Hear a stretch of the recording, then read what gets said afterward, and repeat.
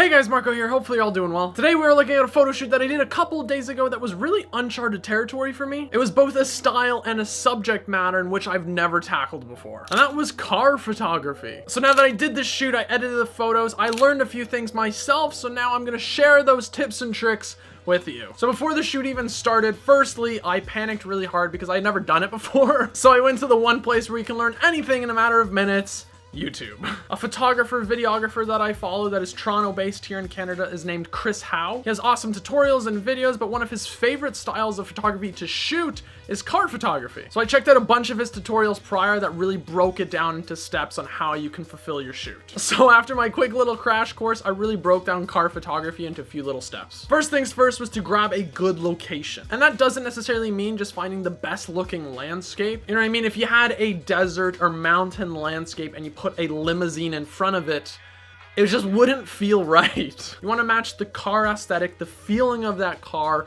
with your location and the feeling of that location. So here we had a Ford Mustang GT, you know, fast and furious vibes. We could have brought it into a forest or a long winding road landscape, but I just didn't feel like it would match the aesthetic. So we went for more of a dirty, grungy, industrial vibe that really complemented the car well. So we had the location that matched the vibe of the car. Now it was about getting there at the right time, about an hour before sunset, you know, that golden hour to get the best lighting. Then from there we get into shooting. I had typed in car photography, car photos into Google and just looked at images over images to see kind of styles and the best way to capture cars. And the way I kind of broke it down was you obviously want your staples first. That would be, you know, your front facing car, your 45-degree angle, the back 45-degree angle, kind of the side profiles, the inserts. Those are the obvious ones to really show off any car. And to be honest, anyone with a camera can really capture those. Those aren't the ones that are gonna wow anyone, you know? So I knew once I had captured those basic ones, it was about adding my own creative flair to it. That's when you can shoot through the window, through the interior, looking onto the dash. You can have a subject on there just to create layers. You can get some moving action shots, that Michael Bay vibe of the person getting out of the car, opening the door. And to really spice up any photo shoot, not just for cars, but anything really, always bring a bottle of water with you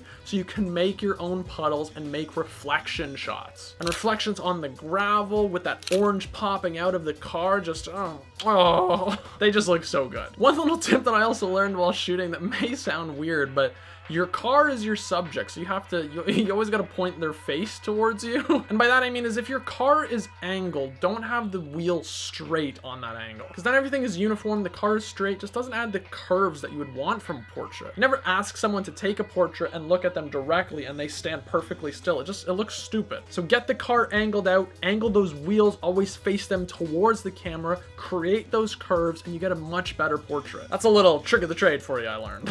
So after we got the most out of the location that we could and took all the shots that we needed, it was up to me to edit the rest of the photos. People always underestimate editing, whether it be for video or for photo. Don't. It's very important. Once again, it's very important. Just look at some of these before and afters of the photos. It's not only the color grade that is vastly improved, but it's the little specks, the little pulls in the background that are taken out that really draw away from the car, the main focus of the photo. And speaking of that car being the main focus, make those colors pop. In this case, because we were smart with our location, we had that orange and teal cinematic vibe. So really making that orange from the car pop out brings more attention to the car, the main focus of the photo, and everything just complements each other so well.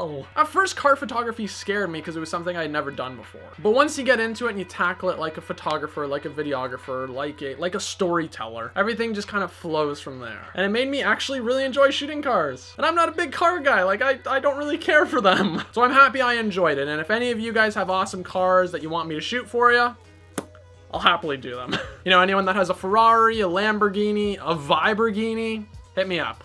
But that's it from me for today. If you guys enjoyed the video, make sure you leave a like, subscribe, follow all my socials, and the link down in the description. You guys know the drill. And until next time, I'm Marco Pereira. Ciao for now.